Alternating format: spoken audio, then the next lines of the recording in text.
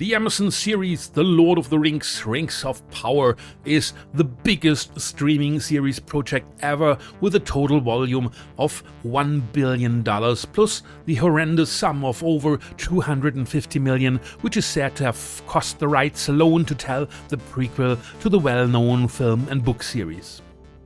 This deal potentially includes 5 seasons, and whether the first one cost the $460 million stated by one source is hardly verifiable, although the amount, even in comparison to the following seasons and the total volume, seems too high. In any case, you can only make use of the elements that have mostly appeared in notes or encyclopedias about Middle-earth, so you have some creative decision-making options, at least in the formulation of many story elements, but are still limited in the general narrative and, of course, in terms of the watching eyes of the fan community.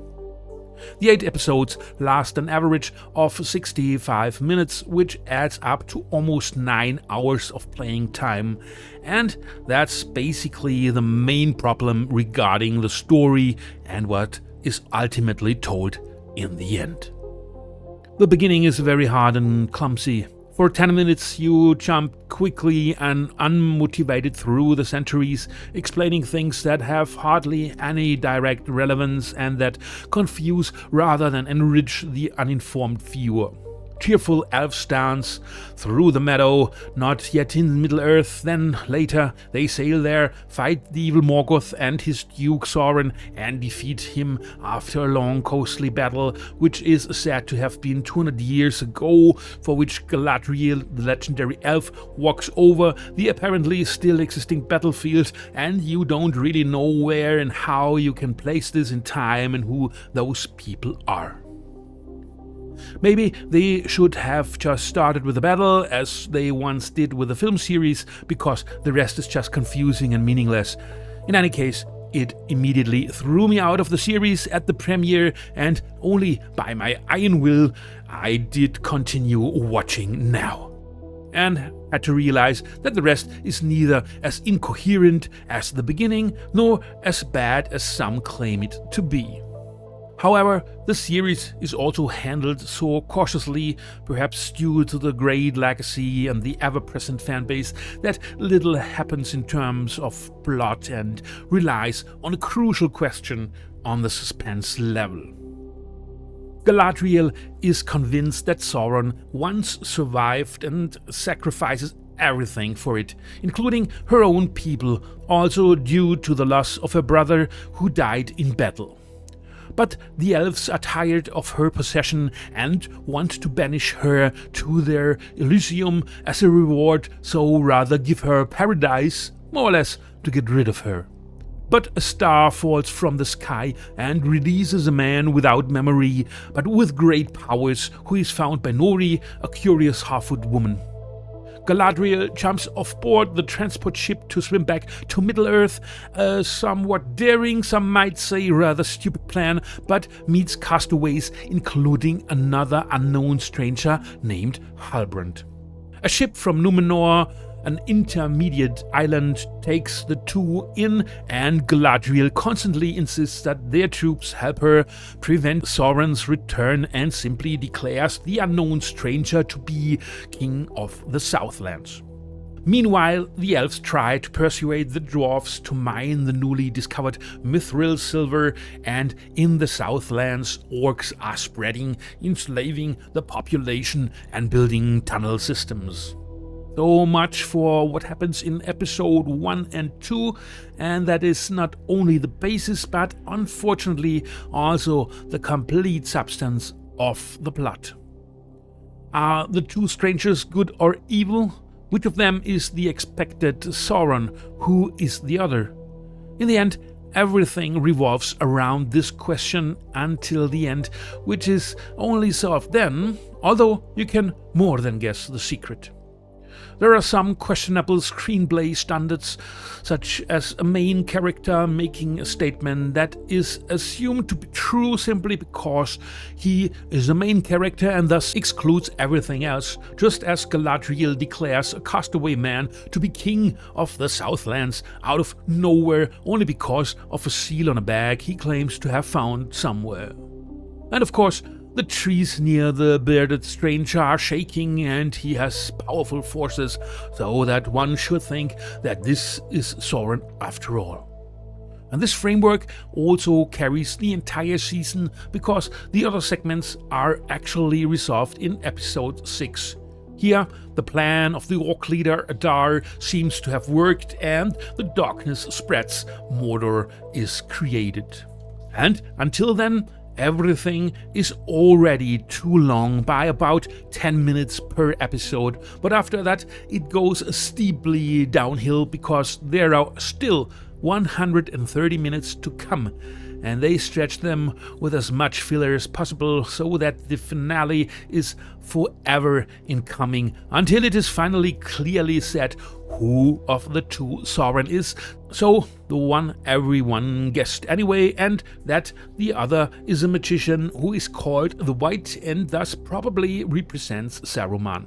And all this, something that might be a prologue in a movie, maybe the first 30 minutes is stretched to 9 hours here and basically represents the main problem of the series mentioned above.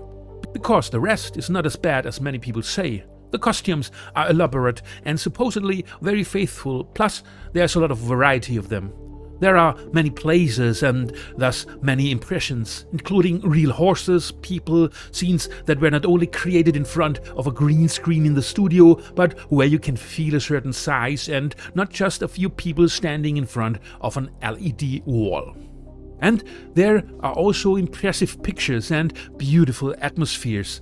Yes, that's the least with a budget, of course, but they also deliver this and are vastly superior to series like The Acolyte, which just don't feel big and yet play in a similar price range in relation.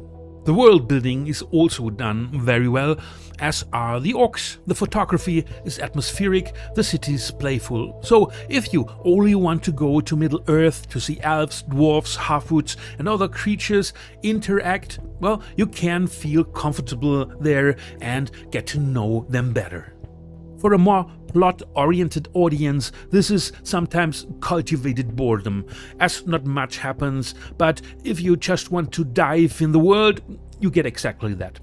Of course, you can pick out a lot of things here, one or the other really bad effect, strange scenes that seem more slapstick-like, but do this with a figure that is supposed to be Sauron, which is completely out of place, the long back and forth between dwarves and elves, whether they supply the metal or not, the eternal periodically occurring, always the same battle speeches, which consist of platitudes, and above all, the main character, Galadriel, who looks very elfish, but in her stoics was perhaps not a wise directorial decision.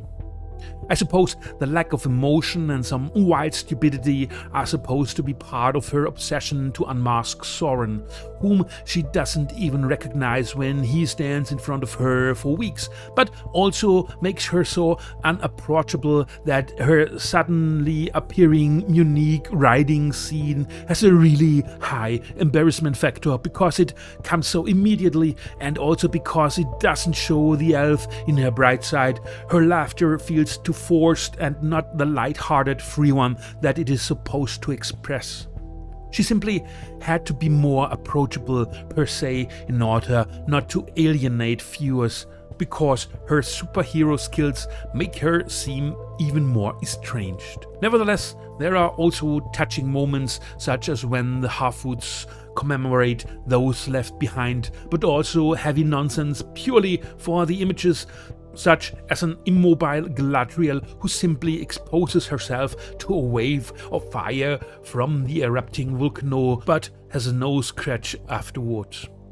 Unfortunately, the action is also neglected. There are only a few scenes that find their finale in the attack on a village, which is also done surprisingly well and bloodily without being splatter-like, and only shows that a little more could have contributed to the whole thing to keep the audience engaged. Of course, in the end, it all boils down to this, that too little happens, and especially in the last 2 episodes, you have to bring a lot of will to suffer through it, even if you only watch this on the side when you do something else. Because here the series simply has nothing more to say and only feels unnecessarily stretched, as if they had specifications to fill playtime instead of doing what was necessary.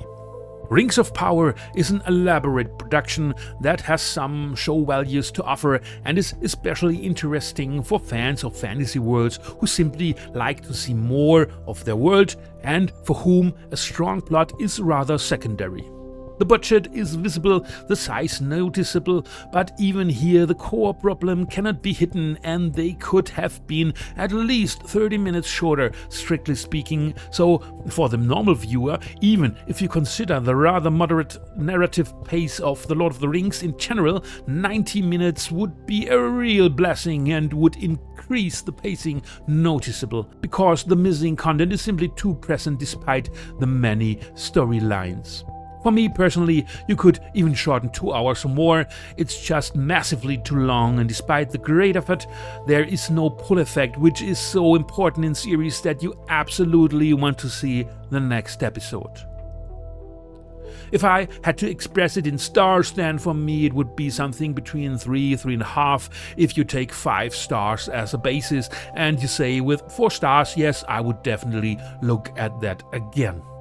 Regarding the previous series, I would say that Rings of Power is better than The Acolyte, but much less entertaining than Those About to Die, which simply took me more with the same running time through the many narrative threads.